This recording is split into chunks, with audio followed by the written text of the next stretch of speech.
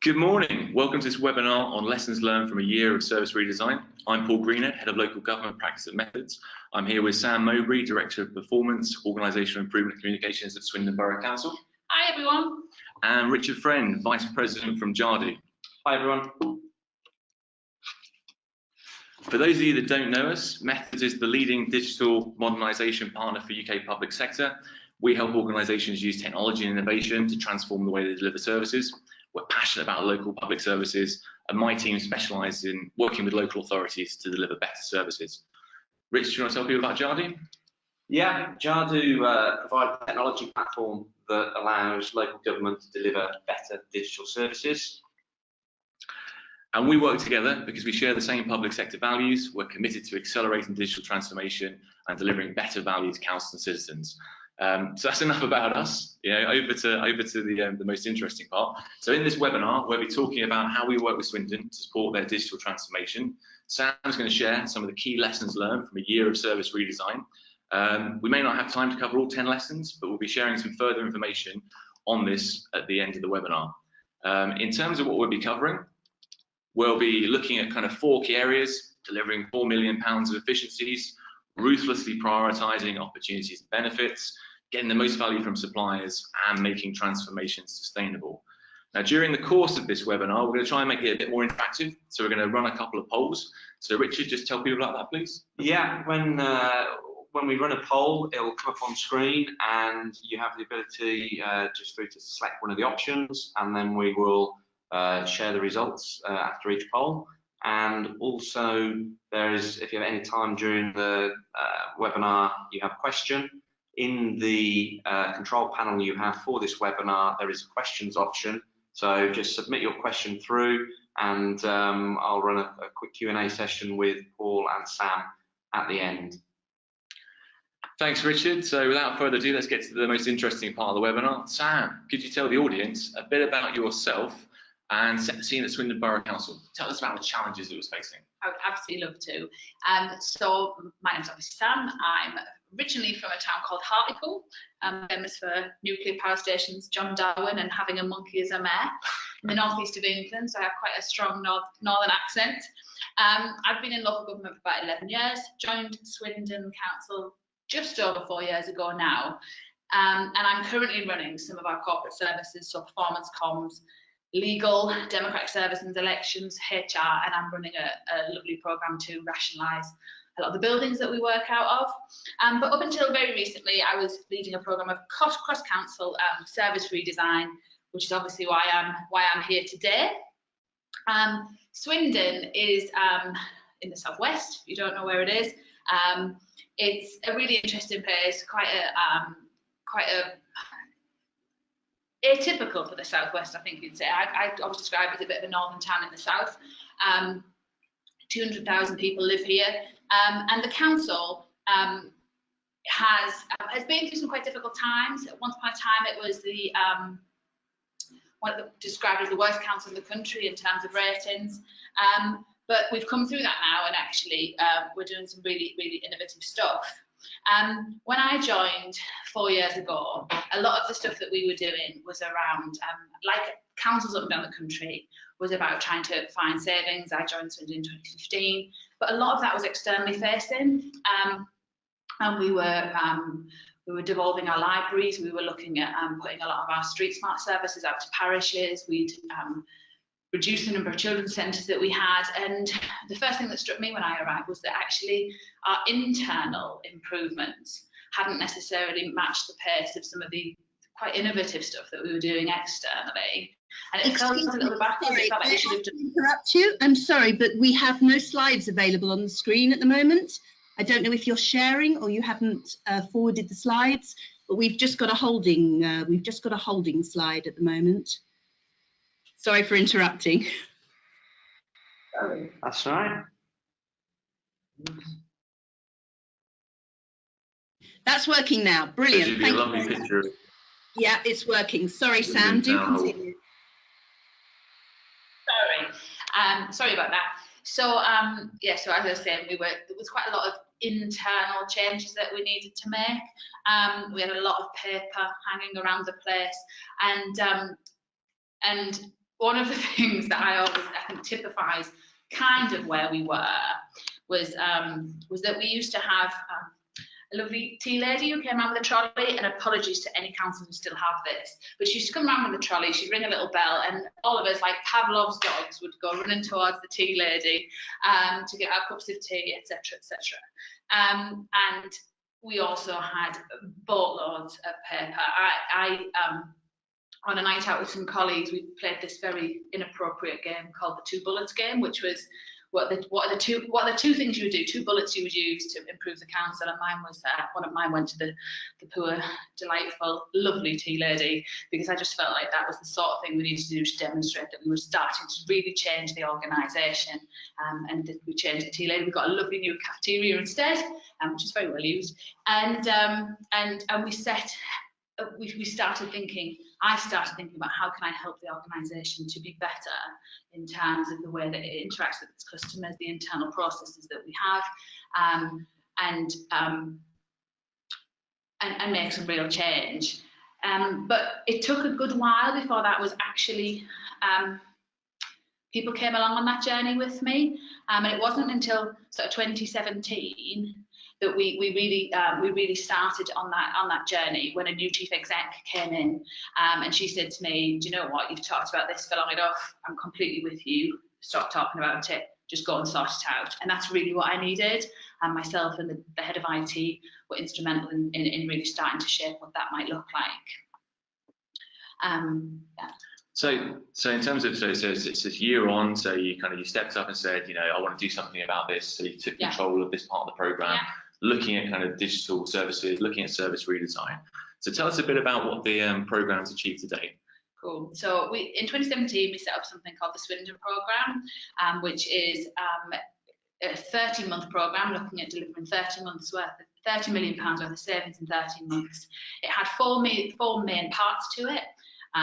The part that I'm going to talk about is the most interesting part, which is the organisational excellence part, which was all about improving digital transactions. So going from 8.5% of people who were using our of the transactions that we were doing, 8.5% of them were done digitally back in 2017, and we had an aspiration that we would get that to 85% by 2020. The end of 2020, and we also were looking at reducing the number of pieces of paper we use from 15 million to 1 million. As I said, we had absolutely bought loads of paper. 15 million pieces of paper is an awful lot, and it wasn't about the savings that brought, but it was more about how that allowed us to be more agile, what it represented in terms of the way we were working with our customers. So we set those targets because we felt like they were the sort of targets that our staff would be able to understand and feel part of. But it was a really big undertaking. We were looking at more than £10 million worth of savings across the Organisational Excellence Programme in total, and a big part of that was how we worked with two partners, around improving our digital take-up and improving our services and making them more digitally focused than they were. So you're a year into the programme, so you're on course to deliver 30 million savings in 30 months. You're making huge strides in moving towards that 85% of digital transactions online.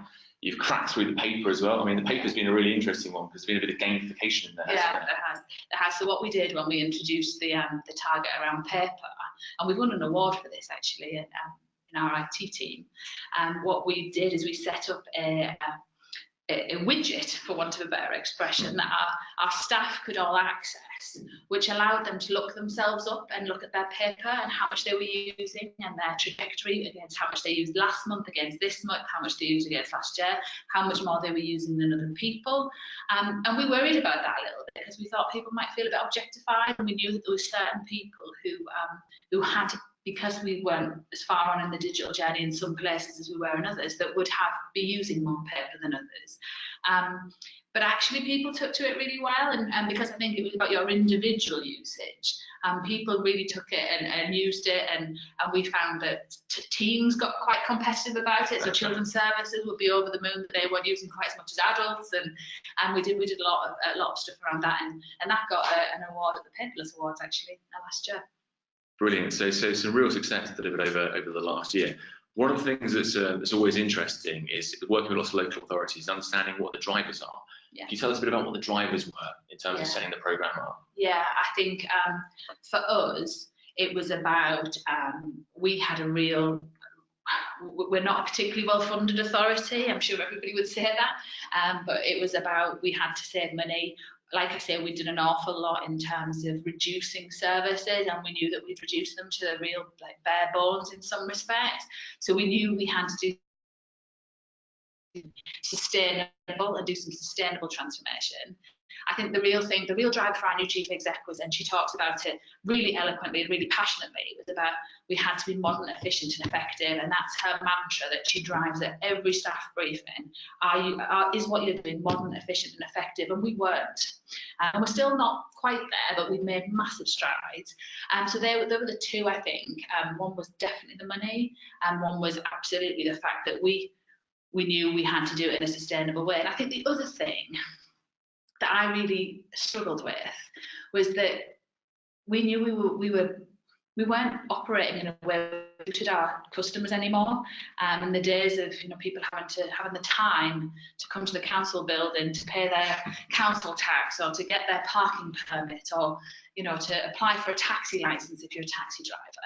They were the sorts of things that had to be done face to face. You had to sit on the phone, and if that wasn't the way people were operating and are operating in their everyday lives, it's not the way that any of our staff were operating in their everyday lives, but it felt like the second they walked through the Civic Centre door, it was almost that they had to be, if they weren't there face to face, they weren't providing a good service, and we had to spend quite a lot of time unpicking why people felt like that, when actually it didn't reflect what they did when they got home. So I think that was one of the. So that's really interesting. So we're going to try a poll now. So we thought it'd be interesting to ask the audience what their drivers were for the work that they're either doing or thinking about doing in terms of digital transformation and service redesign. So Richard is going to kind of fire up the poll. So you should get a selection of options to choose from. Just take a couple of seconds now. If you pick the one which you think best characterises the drivers in your organisation, it'd be really interesting to see. This is where we all sit really quietly watching the answers come through. Hoping that people are listening. Yeah. It's always slightly bizarre sitting in a kind of a closed room talking to people that you can't kind of get any feedback from. I feel at this point I should sing you all a song. So about half of you have now voted. Fantastic. The second half of you, please press those buzzers. So Richard, what are the scores looking like? What's coming out top? Well, we'll wait. Just wait till I close the poll and give it another 10 seconds for those last 10% of you. You give us a countdown? No. All right. So this first one, close the poll, and those are the results. Interesting. So it's a really even split then across all of those different things. And I think that's something that we find quite a lot. It isn't kind of one thing. It's not one sort of simple issue that's driving the need to kind of transform services, redesign them. It really is a kind of a spread across the mix of drivers that we've got there. I think that can often be quite challenging because you've got competing drivers. So how do you prioritise those different things to work out which services you redesign first? I know that's something we spent quite a lot of time working on in Swindon. Do you want to talk to people about kind of how you did that and the approach you took? So, so when I started on this programme, we had just, I think the year before, Richard, I'm going to look to you because you were involved with us long before I got involved in this programme. We'd had a different system. I can't remember what it was called now. We had a different system. We'd come off that and decided. We started with Jadu from the website. Yes. So we started with Jadu because we wanted a new website, and that was just when I started with the council. That was just being put together, and then from that came the opportunity to get involved with you for our. I always get this wrong. CXM. Thank you. And we started moving so a lot of our customer services content from our previous system into the Jadu system, and we started there with a couple of things. Garden waste was one, wasn't it? And educational fines, I think we did first. So they were our trial areas. And then when we started with this programme, we had a bit of, it was almost like everything was up in the air, because at the same time we were starting the programme, we were also looking at our line of business systems, and we needed to change all of those. And we could have started with everything, but I think we decided that we thought in our minds, we need to start with the stuff that touches the universal services that touch the most customers. But our data didn't really help us that much in terms of, because we weren't brilliant at that point of data capture. And that's one of the things I would say is brilliant about the Jadu system now, is that we really understand our data. We weren't really sure how long people were taking to do things, how many people were doing stuff, and it was all a little bit fragmented. So we really needed some help, I think, just understanding A, the size of the problem in the first instance, and B, the size of the prize if we fixed it. And when you spend 80% of your money on children's services and adult services, sometimes prioritising the universal services, which are those services that now aren't costing you quite as much money, but are creating a lot of demand, is quite difficult. So that's where, I think that's where you guys got involved, isn't it, Paul? So we brought methods in to try and help us understand the state of our customer interactions and what we were doing, and to help us start pulling together a programme. And I think one of the things I would say to all of you lovely local government people out there is this is the point at which you have to stop being quite so lovely, and you have to be really, really ruthless about what you pick and how much time you spend on it, because I bet some of you out there are real perfectionists. I'm not. I'm one of these people who 80% is good enough.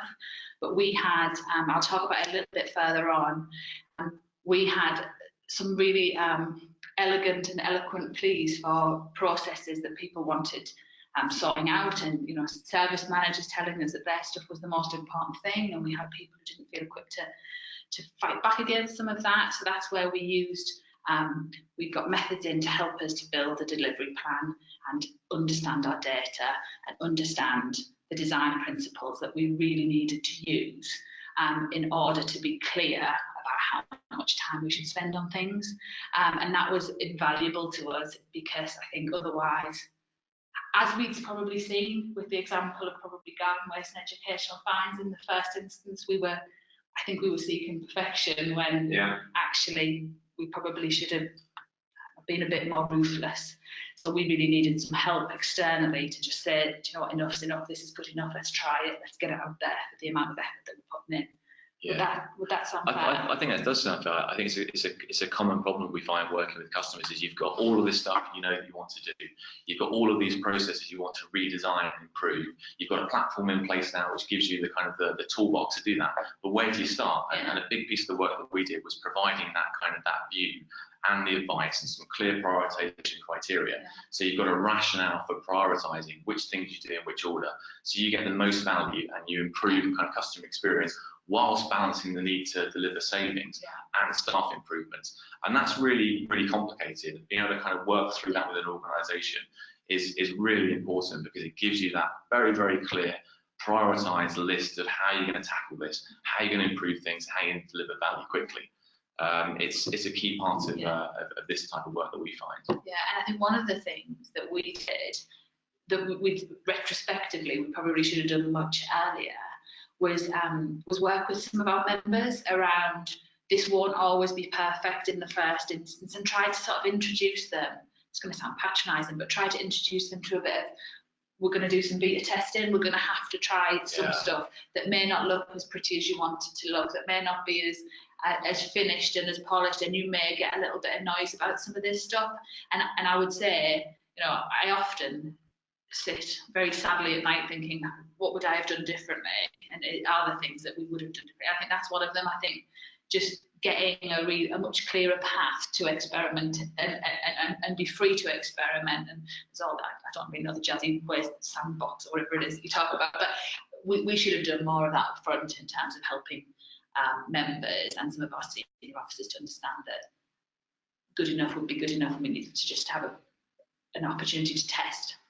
And that's that bit, isn't it? It's done, not perfect. It's having a digital platform allows you to kind of build things quite quickly, allows you to understand what user need is, build something that's designed to kind of meet that user need, then test it and iterate with kind of the people that you're delivering those services for. And that's kind of a key part of getting the most out of that platform. I mean, the digital services platform piece is really key, isn't it? Because that gave you the toolbox to really start kind of transforming some services, do it quite quickly, to build the skills in-house, to start to kind of create those online better customer experiences. It's something that we find key when we work with other local authorities. You know, we work with lots of different technologies, but having a digital services platform is a key enabler in our perspective to be able to kind of deliver better redesigned services, be able to improve what you do, be able to make the online offer more compelling. I think we'd be quite interested to do another poll, Richard. Okay. I'm assuming that, you know, people are interested in service redesign, they're interested in transformation. So I think what would be quite nice is to ask people what their views are on kind of digital technology platforms.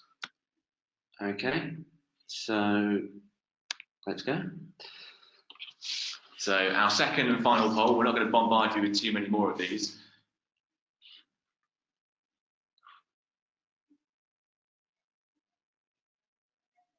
See the number of votes going up on the console there, Richard. What are we looking at? So about a quarter of you have voted so far.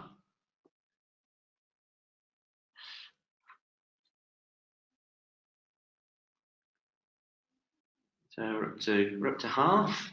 So we'll just give it another 15, 20 seconds. We got any trends emerging? A lot of people aren't getting the most out of their digital platform. Is that what you're going to go for? Oh, yeah, sorry, I think yeah. It's interesting because in having these conversations over the last sort of 10 years or so, it's really a situation now where it's not about whether we want a digital platform, it's whether we're getting the most out of what we've got or whether we need to move on to one that's more effective.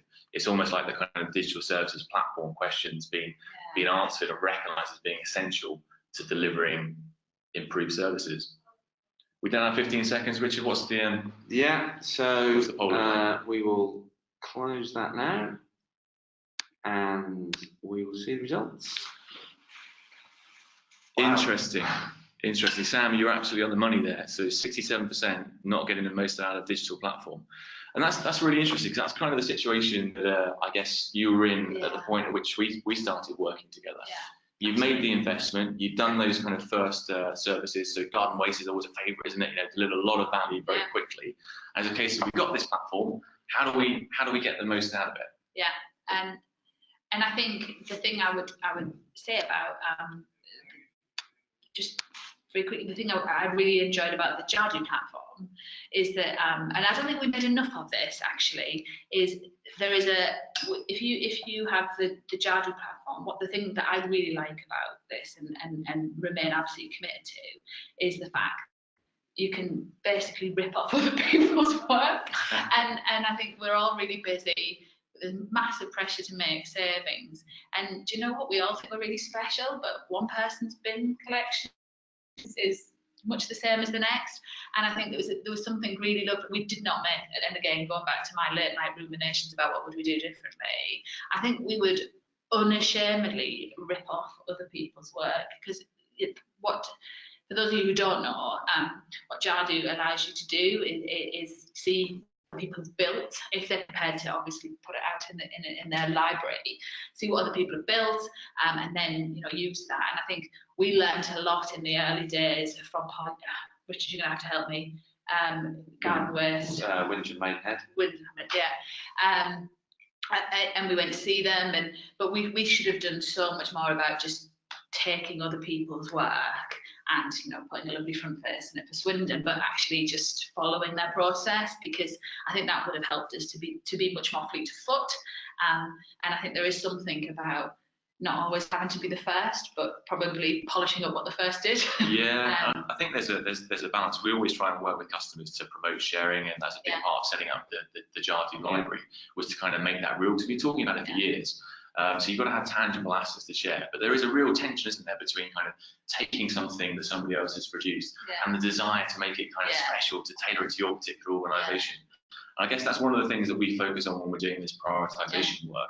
It's about making that sort of differentiation between those kind of commodity services and processes where FOIs, complaints, things where I'd argue that you don't necessarily need to make a particular flavour of that because it's a fairly standard approach, and those ones which are much more important to your your local users. And having that honest conversation up front when you prioritise where you're going to spend your time doing service redesign is really important, and getting that balance right between kind of moving at pace and really tailoring and focusing on the user needs of your particular population. And that's the big thing for me there was almost working with services to dispel the myth that they were absolutely.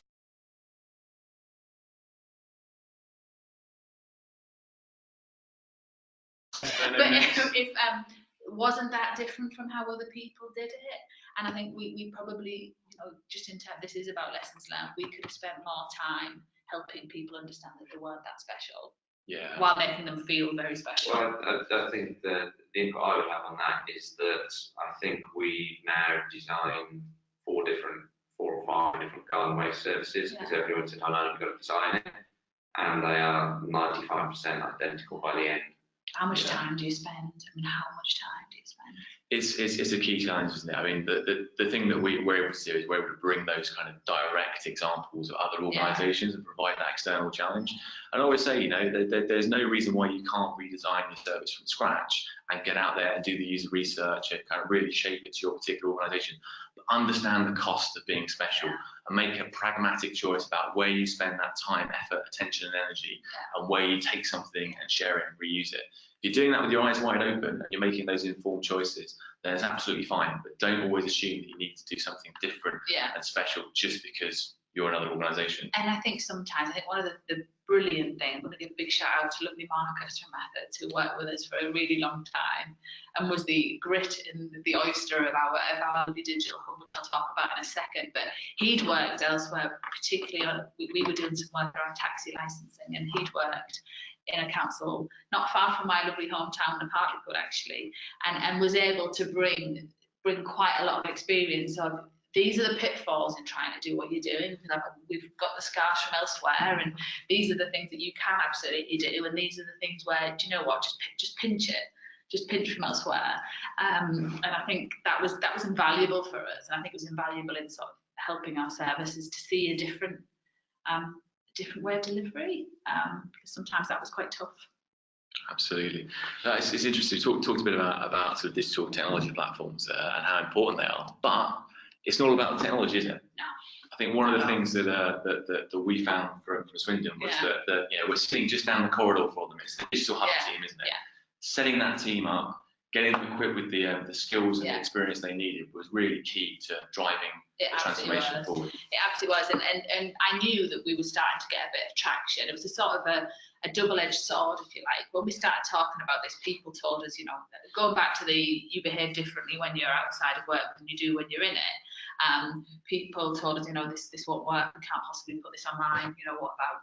What about everybody? All these people who can't use online services. But then when we started, I'll come back to how brilliant the digital hub team were. When we started pulling that together, what we also found the negative side of that a little bit was people said, "Oh, we can't do anything until we've been digitised or we've had a new system." Going back to your point, but it's not always about the system. We did get a lot of, well, we'll pass Ofsted when we have a new system, or we can't possibly make any savings until we've got a new system. And we had to, with the digital hub team, we had to sort of go in and demystify that and actually talk about, do you know what, while you are waiting to get your line of business system, which does take an awful long time, we can do quite a lot of stuff just in terms of building new forms, in terms of, helping you to think about what your service looks like and take some of the unnecessary steps out of that sort of service, because there was quite a lot we found that actually we just didn't need to be doing anymore, and people either weren't using or people were using, but it was part of a number of steps that weren't necessarily required. So I think there was a lot that was just about demystifying how technology could help people, don't you think? Yeah, I think it was, and a lot of it's about kind of we all get kind of caught up in well, we do it this way because we've always done it this way, the kind of custom and practice kind of trap. And having that ability to challenge and say, why do you do it that way? People go, well, I don't know, really. That's the way in which we were doing it when I first joined the organisation. So there's a big part of that service redesign process, which is about challenging and questioning, and then looking at how the technology can support it. But it's not just the technology. It's a key ingredient, it's a real enabler, but challenging the way people work is really important.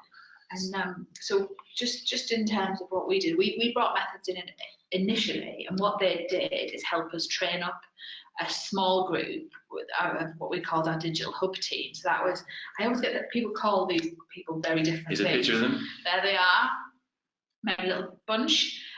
So we had a group of sort of business analysts. We had a group of techies who could build forms and help us to exploit the platform. We had some people who were program managers and project managers in there, and we had people from our web team. So we pulled them all together, and some people, really importantly actually, some people from our customer services function, which I think was hugely beneficial for us. Lovely Christine was instrumental to getting this stuff off the ground. And we trained those guys in agile methodology and in how you can deliver a project, how you support service to change and to think about things differently, about how you describe and quantify the benefits that you are potentially going to bring from that service redesign, and how to do some basic user research around what is possible and what might work. And that training, I think, was over the course of a week, and methods were brilliant at coming back and answering questions at the end of the phone. And then we set them loose on the organisation with a fair idea that we wanted, like I said earlier, to focus on our most customer service intensive services, with a view that we wanted to try and shift that demand into digital, so that people weren't phoning up and coming into our offices. And I think the other thing to say was that we did that because we recognised, with the help of methods of Jadu, that a third of the people who were contacting us because we hadn't got it right the first time. So all that stuff about we've always done it like this because we've always done it like this, we were able to use some data and use some information to say, well, actually, you might be always doing like this, but your end-to-end process is not working, and it's not working, and it's driving more business, unnecessary business, into the council. And that was a real key thing for us, was trying to get it. We won't always get it right first time. I don't think anybody does. While I'm saying that this stuff's really easy, it's actually quite complicated end to end. But we weren't getting it right as often as, like I said, a third of people who phoned us up were phoned up to complain because we hadn't got it right, and that was just not good enough. So you got the team in place, the digital hub are there, so you've got this multidisciplinary team. So we provide that training around how you do digital transformation, that very practical, these are the things you need to do to deliver change. So they're up there, they're running in the business. So enthusiastic and absolutely, it was really tough at first because you're trying to work out roles, responsibilities, etc. And then off we went. And I think initially we had it's really strong project management, and we had a board meeting every month and a weekly meeting that I was involved in, and it started off really well, and I think we were all sort of over optimistic about what we could achieve and how fantastic it would be. And then we got a bit stuck. I think it's fair to say we got stuck in food safety. I'll talk about food safety a little bit, because we got stuck because, going back to what I said earlier on about sometimes 80% is good enough, we weren't behaving like that. And I think because we were so keen to do a really good job and to prove what difference this could make, we weren't questioning enough the stuff that the service were doing. So we'd identified that there were 14 different processes related to food safety, and to be fair, the food safety team, we really wanted to do a good job for them because they were the team that put their head above the parapet and gone, we'll go first. We know there's going to be savings that come from this. We know that might mean actually we probably got to lose a couple of people or get rid of our vacancies or whatever, but we'll go first.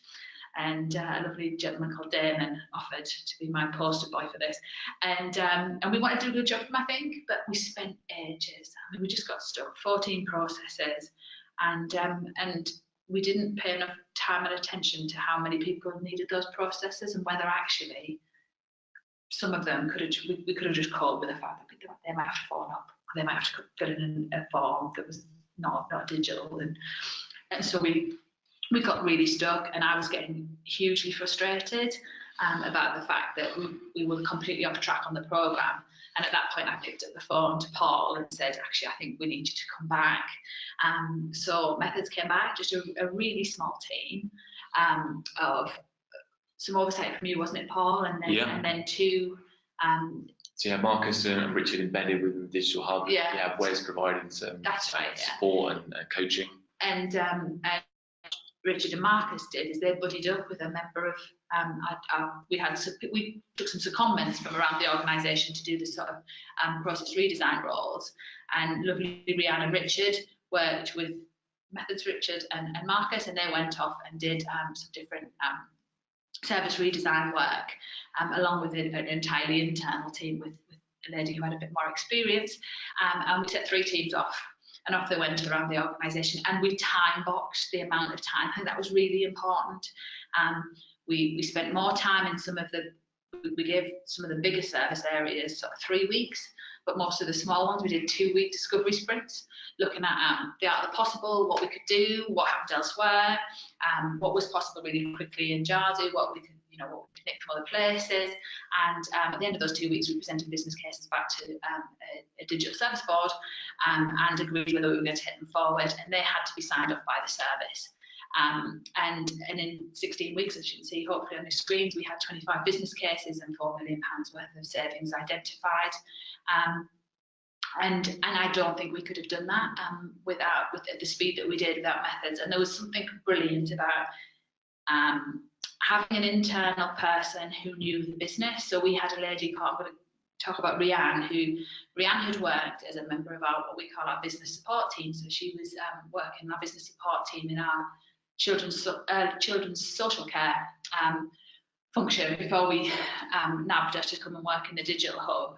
So she knew children's, and she had authenticity in children's. So when she went in, she understood the business, and she worked with Rich, who not only did he have a lovely way about him, but he also was, because he was external, was able to kind of question and challenge in a way that probably wouldn't have maybe landed quite as well from Rianne. So there was a lovely combination of, I know your business and I know how difficult it is, but this is the art of the possible, and have you thought about that we got from Methods?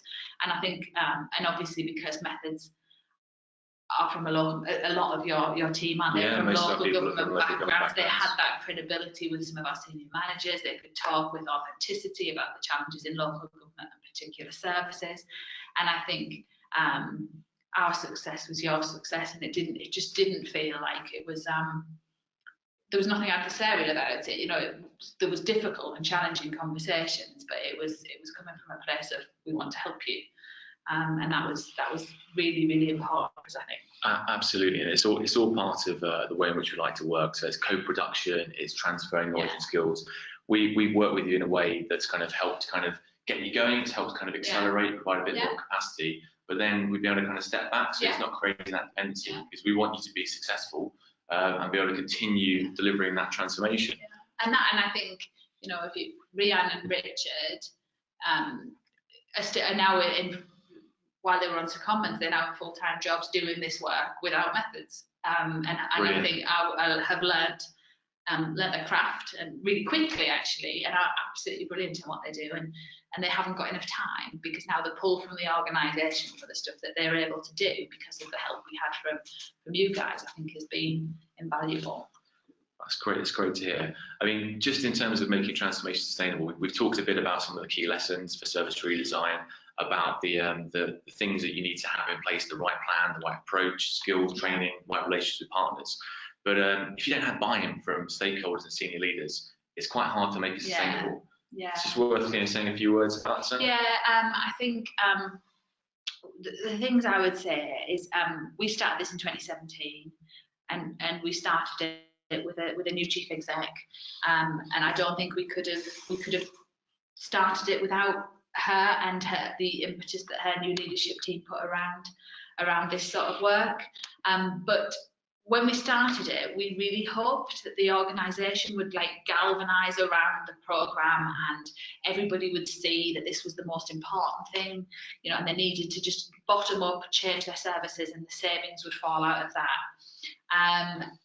and that didn't happen prior to that. We may have been a little bit naive.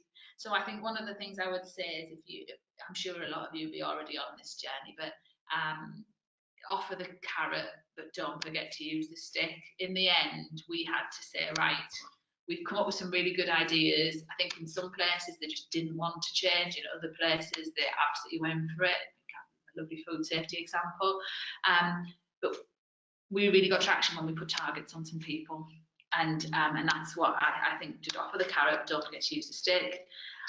I think the other thing, which is linked to that, is for a while, this was quite a stressful gig for me, and I found it really enjoyable, but really stressful, because it felt like we weren't going to make the savings. It felt like it was my responsibility, myself. And to be fair, big shout out to Glyn Peach, who's the director of corporate services and digital, and a lot of our IT stuff. And me and Glyn just felt really responsible. He had the responsibility for the overall Swindon programme. I had the organisational excellence bit, and we were just constantly like, actually, we feel a bit like we're failing. Feel like we're failing. It's just the two of us. And it wasn't until we gave everybody a bit of that burning platform, and we had a bunch of people worrying about how they were going to make the savings, that this stuff really started to stick. And I think there was only me and Glyn at times who were awake at night worrying about whether we were doing a decent job or not. So we've made sure you've really crowded. And I think where an external partner is really helpful here is we weren't helping ourselves for a while, and we were getting ourselves a bit stuck, because there was a little bit of over here, and the digital hub team want to do this, and everybody, there's just so much. I mean, a £30 million programme is actually really difficult to do in the time scale that you've got. Bearing in mind, you spend quite a lot of time planning it, and we were getting ourselves lost. And I think we needed yourself, Paul. I can always remember there was two meetings, one where Paul came in and kind of knocked our heads together a bit, and then Siraj from Jadu came in one day, because we were starting to, like, you get to the point where you think, oh, it's the platform, because we can't do all these things because it's a platform. And he came in, he went, you're not behaving like an orchestra. You're not all playing the same tune. That's why you're not getting the best out of this programme. You're not getting the best out of the platform. It's because you're all you're talking to each other in different languages, and you haven't all worked out. I'm mixing metaphors massively here, sorry. But you haven't all decided what song you're singing. And that was a real forgive my language, it was a right kick up the arse, and we really needed it. And I think sometimes when you try and do this stuff yourself, there's a load of internal politics, there's a load of stuff that goes on, and we just needed somebody to sort of speak a bit of truth to us. And I think that's what you and because it was such a trusted partnership between Jadu Methods and ourselves, I think that it was a really safe space for us to do that. And I think born out of some frustration from all parties, but sometimes you need a bit of that when you're going through this, and just all does feel a bit difficult and sometimes a bit personal. But it's hard. It is hard. It's really hard. Really we see that everywhere. We recognise that. We've been in your shoes when we're back working in local government. That's been a really good sort of lesson to end on there. So I'm just conscious of the time. So at this point, I know we've had a whole bunch of questions that have been racking up during the course of Sam talking. I'm going to hand over to Richard now. Do you want to pick up some of those questions and we'll see if we can answer them? Yeah, the first couple go back. Let's have a quick look. Yeah, there's lots of questions. So what we'll do is, if we don't get through all of them, we'll do a document and circulate it afterwards with answers. If that's all right. First couple from Barbara. How did you quantify the pieces of paper, transactions, and then the 1 million saving per month? Oh my goodness! How did we quantify this? The paper. I think our machines tell us how much. This is testing me, Barbara, because I just took the numbers. Our machines tell us how much we print. So we knew, because we put in a new print contract, and we knew exactly how much we were printing when we started that print contract. And at that point, we also knew kind of which people were doing. So we knew where the services were that were putting that paper. We decided to go for a really linear sort of target, but it hasn't gone down linearly. So we put in a new digital system in legal, which has obviously taken a massive chunk out. When we digitised quite a lot of sort of the forms that we're talking about in customer services, and when we put our members hotline process onto Jadu, which is not something I've necessarily it was hard work if you have a particular members process. When we put that on, we found that took a big chunk out. So we set really is linear the right word? I'm sure. We set a very straight line for our target just because it was easy, but it hasn't actually gone like that. You know, we've had months where it's up almost stagnated and then dropped again. So just on that, were the savings on paper reduction based around increasing digital transactions? Yeah. So we and like I said earlier, the paper savings in and of themselves currently, I think it's about 360, 380 grand. It's not masses. That's the actual print cost. That's the physical paper. That's the paper. But what we are doing now is removing printers. So we're starting, because we can take some of them away, and that obviously reduces the cost of our print contract. And when we set our print contract up, we set it up very deliberately that as digital transactions went up and print went down, that we would remove them, and therefore not need our cost of that print contract would go down. So that's still to be added in. But I think the big thing for me about paper, it's what it unlocks when you remove it. So the other things that I am doing are looking at how we have a smaller number of buildings that we work out of, and how our staff can work from home more often. You can't work from home very often if you're reliant on a bloody massive printer. So it unlocks an awful lot in your organisation when you can reduce the reliance on paper. And while the money's really important, it does. It's an enabler. It's a real enabler, and I'm my real passion at the minute is around how we improve the working culture for our staff, and some of the stuff it allows you to do around, you know, people being able to work different working patterns, etc., etc. Okay. You really need to get rid of your paper to do that. Excellent. Next one. Actually, I can answer this one, Anne. What did you use in customer services before Jadu CXM? It was Lagan. Lagan. It was Lagan that was removed. Member engagement, a question from Philippa. Getting at 80% is good enough.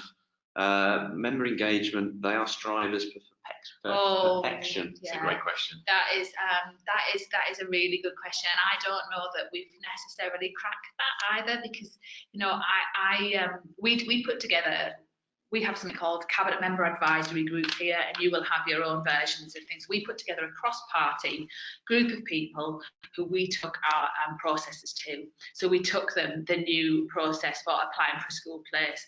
We took them the new process for our housing repair service. We took them the new digital process. I'm trying to think of all the various things. Food safety, you know, applying for a trade waste service. We took all of those every couple of weeks. We would take those through, and that sometimes meant that we had to hold them a bit longer than we wanted to. But it was really important for us that we knew we had 10 or 12 members who had gone, yeah, this is all right. But I absolutely get your point. But I think it's a really difficult thing, and it's something about working in a democratic environment, is how do you help people? And I think, you know, a lesson learned for us is we probably should have spent more time helping members to understand probably how, if we'd had more time, I think I'd have liked to spend more time getting the customer voice about how unhappy they necessarily were with the way that we were working at the time. Because you get a lot of, the residents I know couldn't possibly do this online.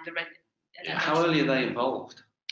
Our members? Yeah. So my cabinet member was involved really, really early. So he was involved, and he was actively, he's from an IT background, was actively involved in this and really, really wanted to be part of it. He really pushed the pace. He was a bit like, you're not moving fast enough, I want to move faster.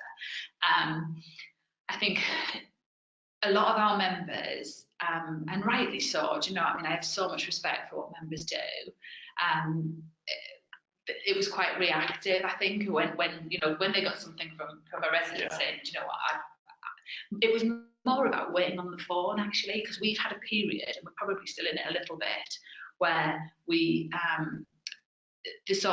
the amount of savings that we've taken out of customer service, and because people knew we were doing this, quite a lot of our customer services team left, some of our more, and that's a balance that you've got to strike, is how do you keep hold of the really good people in customer services while you're doing this work. So we've had a bit of a period of about a year, actually, where our call times have gone up and we're holding that. We're holding that risk. But for members, that's really tough. That's really tough. Yeah, I mean, one of the things that we found that works well with other organisations is, as you said, it's that early engagement with members, but it's also kind of getting them kind of connected to the user research so they can see what the kind of real experience is on their residents. The other bit is about making the costs transparent. When you make it really clear what the cost of doing that thing that's really special, which the member likes because it's their particular ward, is compared to the savings and where you can take that money elsewhere, then people often make different choices. So cost transparency is the key way of helping members understand. That's really true. That's really true. Okay, so you've quite a lot to try and get through. Sorry, I think this is a pretty quick one, because I think the answer is a mixture. Do you have internal business analyst resource, or was this done by consultants? I think you have both, don't you? So we had a small team, which we have all the time. So we had a small team. We then increased that with some secondments, which we recognise now we need to make permanent because there's so much work that we still need to do. And then we supplemented that with some support from Methods, which was in for about 4 months. It wasn't a vast amount of time actually for us. And that kind of co-production piece is really key, because we came in, helped set up the team, helped train the team, and then, as you said before, came back and helped kind of accelerate through. Because again, our goal is to make sure that you're in a position where you've got that internal capability to get the most out of making these changes. Because it's just a program that comes to an end. This is about kind of a continuous ownership, isn't it? Continuous way of improving the way in which you deliver service. It shouldn't stop when the project finishes. Okay. How did you manage prioritisation? Question from Hannah. Did you use a matrix? How did you do it? Yeah, so we did the initial analysis, and we pulled together the data that's available across all of the different sort of services that were in scope, and then we sat down with the internal team. We went through, okay, so what's the prioritization criteria? Let's look at volumes. Let's look at kind of benefit to customers in terms of improved user experience. Let's look at savings potential. Because we're able to kind of quantify this, and we're able to address it all in a kind of consistent way, it then enabled us to have a rationale and then go through and do that prioritization. So there's a really clear set of criteria used in order to prioritize what are quite disparate services in a way that was kind of was objective and independent. And that's how we arrived at that prioritization, wasn't it? Yeah. Okay. Did you involve Swindon citizens, etc., in design and testing? So I can answer this one. So we a bit of both. In some things we didn't, because going back to the point about we're not that special, we took a view that for some things we would just absolutely we would just do it.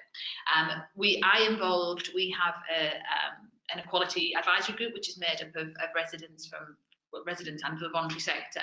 So I involved them a great deal in what we wrote an overarching customer access strategy, which was about the direction of travel to digital, but it was also about how we were going to ensure that nobody was left behind, and we spent a lot of time on that, and that's where we involved residents. We also involved a lot of our we tested like mad when we did some work to improve our housing portal. And we brought in our tenants housing panel, and we got them involved in that, because that, in terms of housing repairs, because that was quite personal. So we brought that in, and we've done some user testing in some of our more vulnerable service groups. Okay. What components currently make up Swindon's Jadu platform? Well, I'd like to answer that. As Sam said, started off with just the website, the CMS, and forms, PayBridge, and CXM were added. First service being garden waste, which is an online payment that goes through and raises a case and integrates into back office systems. So Swindon have the entire Jadu platform. Yeah, I think one thing just worth adding to that, having kind of worked with lots of other technology platforms, it's not just the Jadu platform, it's the ability to integrate with your other line of business applications to really join up front and back office. So they're going to flow the work through. I mean, take the kind of the garden waste one. You know, that integration with Bartech is a key part of being able to kind of create a properly joined up digital service. I would just point out, for transparency's web aspects. but yeah, it's the same thing. It's that integration, which is a lovely segue. Next question: how many services has Swindon designed so far?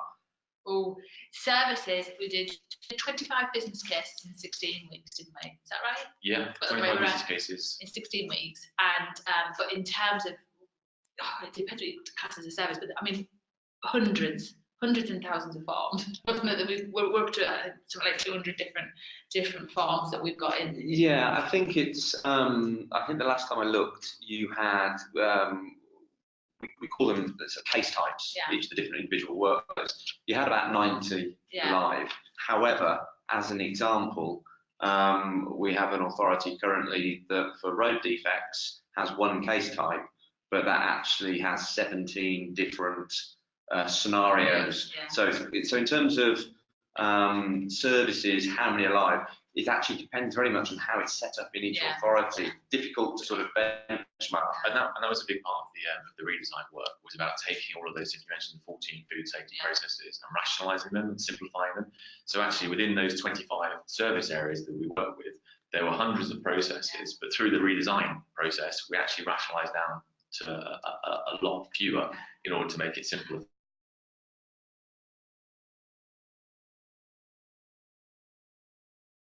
But it's really helped me when I look at things like some of our HR processes, for example, which are customer facing, but they have their own internal customer. It's really made me think, well, actually, you know, how can we do those better, and how do I think about those in a much more sort of constructive way than I was before, and what can we just put either, because some forms try to be everything for everybody, need splitting out, and others actually we could put quite a lot into them to get the workflow right. Okay, just going to cherry pick a couple of more questions, conscious of the time, but we will give answers to all questions that are submitted.